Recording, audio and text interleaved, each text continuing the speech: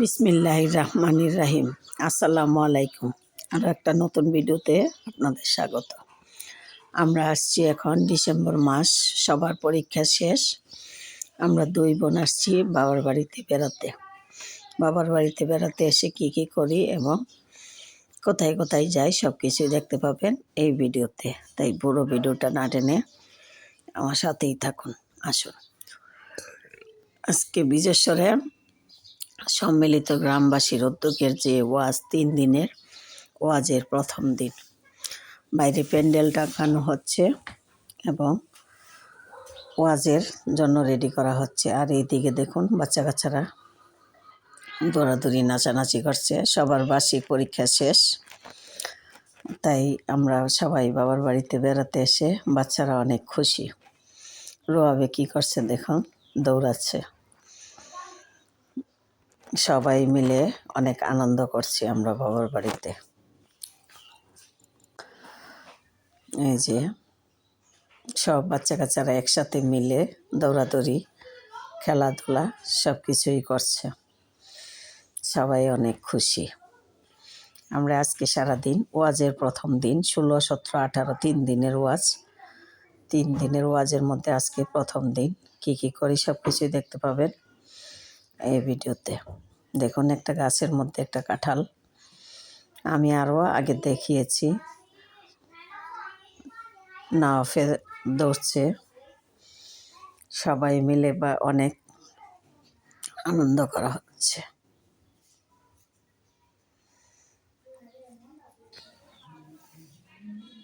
দেশি শিং মাছ কাটা হচ্ছে।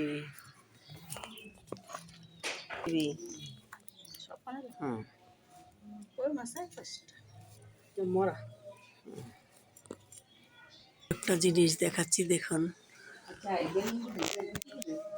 আরে ওর বেলুন সস্তা। হ্যাঁ, যখন হ্যাঁ অন আছে না সিজন, সব গাছের মধ্যে আছে। কত সুন্দর বেলম্ব। এদিকে আমাদের রান্না হচ্ছে।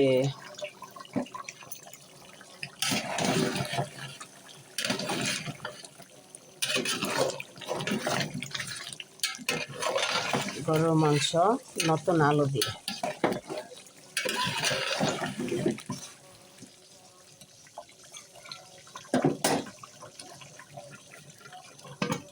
আর এখানে ভাত রান্না হয়ে গেছে। এদিকে মাছ কেটে ধুয়ে পরিষ্কার করে নেওয়া হয়ে গেছে।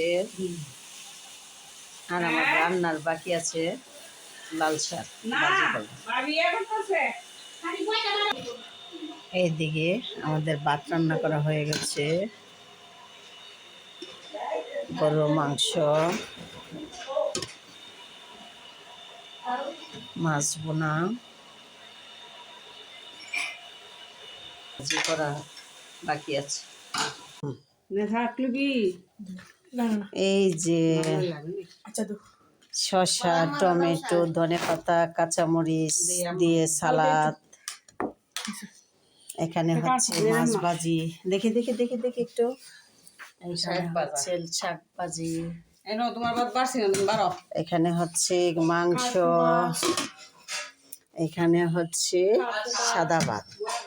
দেখি সাদা, এটা হচ্ছে সাদা প্লেট। সাদা খাওয়া শুরু করে দিয়েছে। বাইক চালা আমার ছেলে।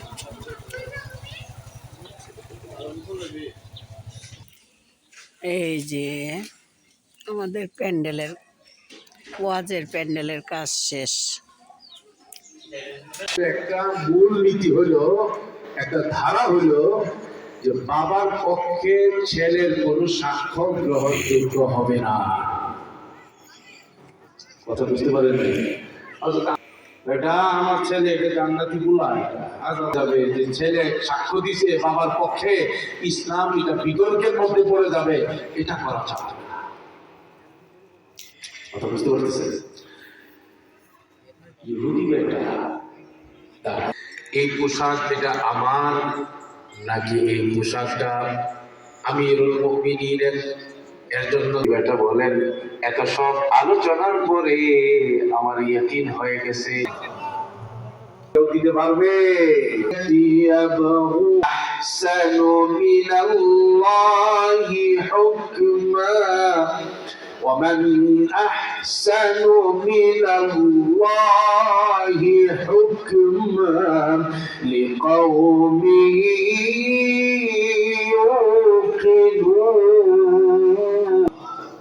আল্লাহ বলে শাসন চাও, আল্লাহর শাসনের চেয়ে আল্লাহর আজকে এখন থেকে আমাদের চলার জন্য আমাদের ব্যবসা কোরআন, সবাই বলেন কি ইত্তেবায়ে কোরআন, কথা বলেন না কেন ভাই, জবান খুলেন না, ইত্তেবায়ে কোরআন।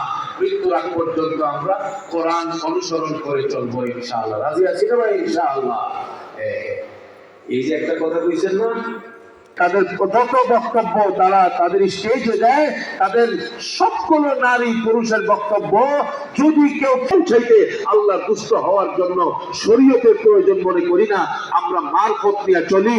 আমরা আমাদের গুরু যে আছে, যার কাছ থেকে আমি গান শিখছি, 5 বছর বয়স থেকে গান শিখছি, আমার গুরুর কাছ থেকে 10 বছর বয়স থেকে গান শিখছি, আমার গুরুর কাছ থেকে ওই গুরু যেমনে কয় আমি হেমনে চলি, ওই গুরুর পায়ে সেজদা দে। ছোট শয়তান বড় শয়তানের পায়ে সেজদা দে, নারী পুরুষের পায়ে সেজদা দে, ছোট ছেলে বড় ছেলের পায়ে সেজদা দে।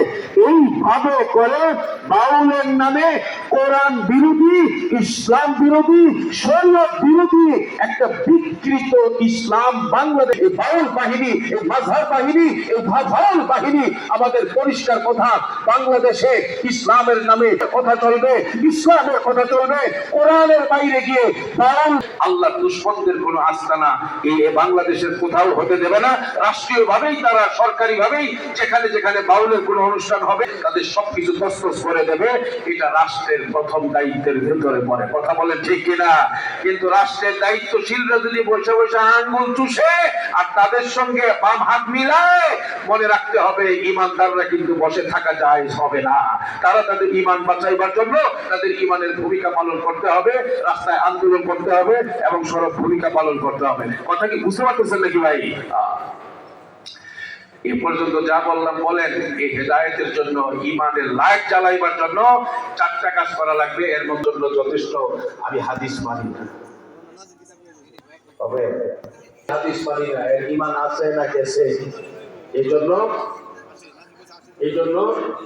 এই হবে নবীর রং এবং 3 বছরের জিন্দেগি